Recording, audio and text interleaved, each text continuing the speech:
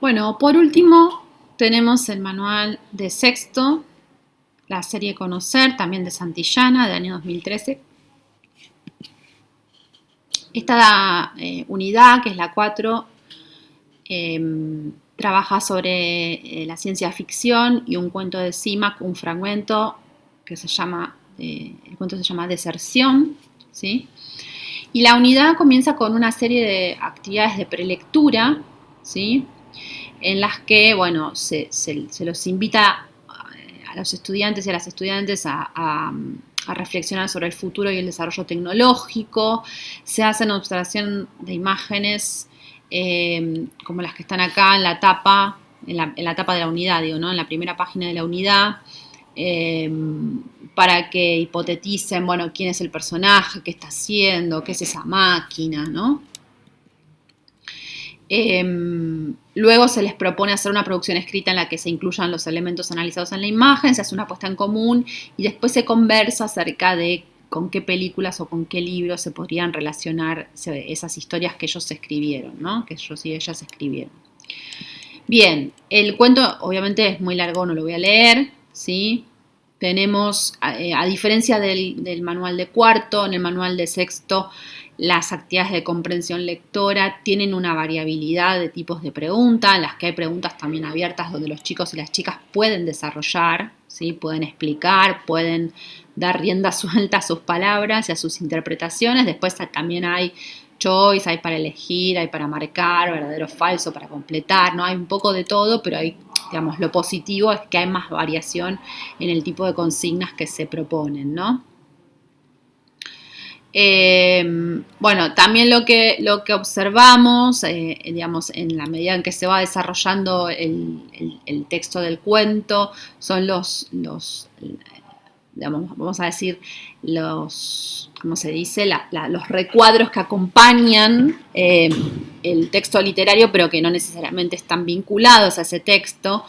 Por ejemplo, hay un recuadro hacia el final en el que se hace una recomendación de un libro de Alfaguara que se llama Lo único del mundo, ¿sí? Por ejemplo, eso que también remite a lo que decíamos cuando hablábamos de Santillana 2, el mercado editorial, ¿no es cierto? Como el mundo, digamos, de las editoriales que escriben manuales y literatura infanto-juvenil se va cerrando sobre sí mismo, porque los manuales recomiendan la literatura publicada con esa etiqueta, ¿no?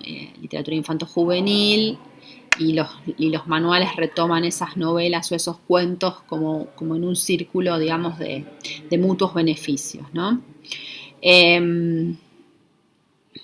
Bien, aparece también un recuadro en esto que venía diciendo, banco de palabras, en el que se abre una pregunta sobre la base de conversor, bueno, de qué básicamente se pide que los chicos digan de qué palabra deriva, ¿sí? Si de convertir o de conversar, ¿no?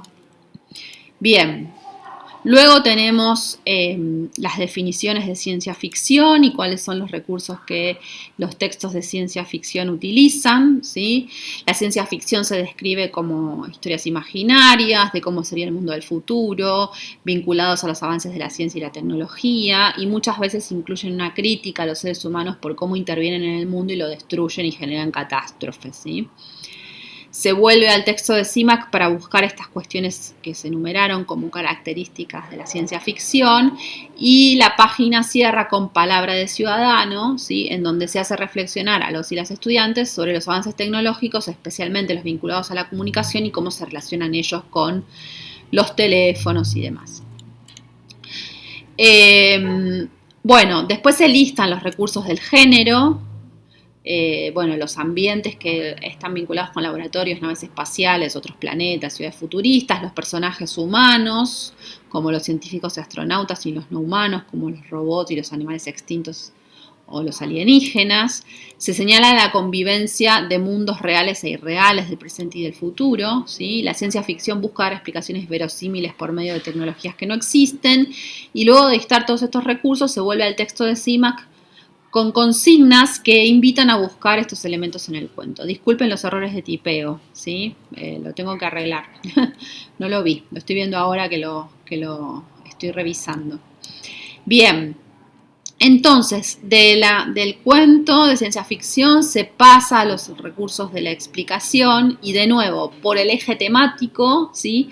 Se va de la literatura a la enciclopedia y entonces se cita un texto que se llama El Rey de los Planetas en el que se habla de Júpiter. Se dan todas las características de Júpiter y se lo compara con el planeta Tierra, ¿sí? Y de ese texto explicativo, ¿sí? se extraen dos herramientas, dos estrategias que usan los textos explicativos, que son la descripción y la comparación.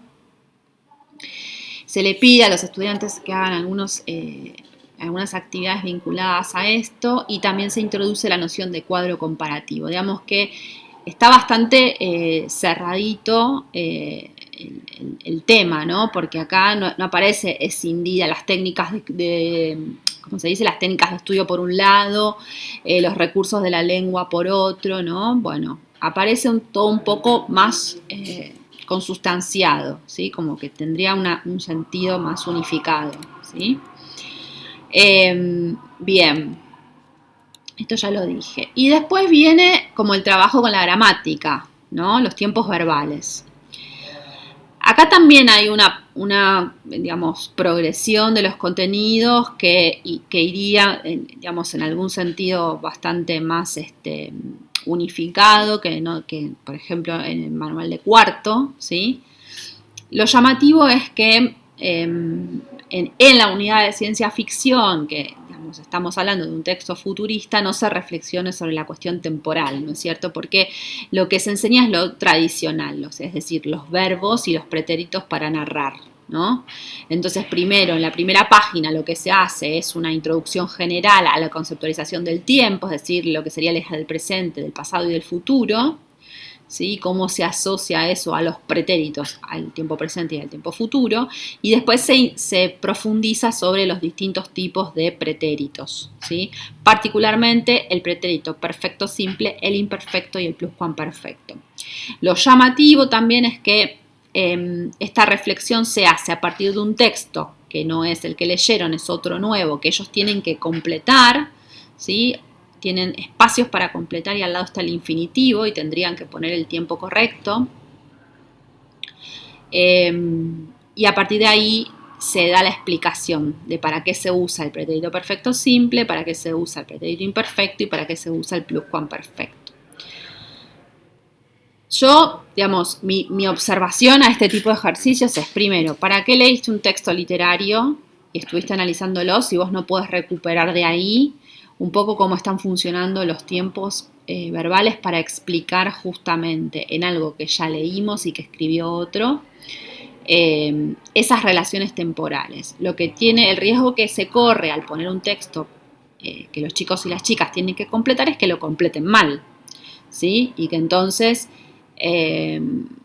digamos, o que lo mal hay que relativizarlo, ¿sí? Porque a veces hacen uso de las formas verbales de una manera que nosotros no esperamos, pero que no es del todo incorrecta, ¿sí? Por ahí no es la canónica o no es la que nosotros queremos que hagan, pero no necesariamente es incorrecta. Entonces, la explicación se sostiene a partir de un texto que ellos tienen que completar, ¿sí? Y eso es un tanto riesgoso. Porque, por ejemplo, yo vuelvo a insistir con los chicos de primer año de secundaria, trabajamos, por ejemplo, con el pluscuamperfecto y les cuesta muchísimo entenderlo, ¿sí? Porque es difícil entender, porque es un tiempo relativo. ¿Qué quiere decir relativo? Que no se define en relación a el eje de la enunciación, que es el aquí y ahora, en el que estoy produciendo este discurso, sino que es un tiempo relativo, es un tiempo que se define en relación a otro eje temporal, que en este caso es el pasado, ¿sí?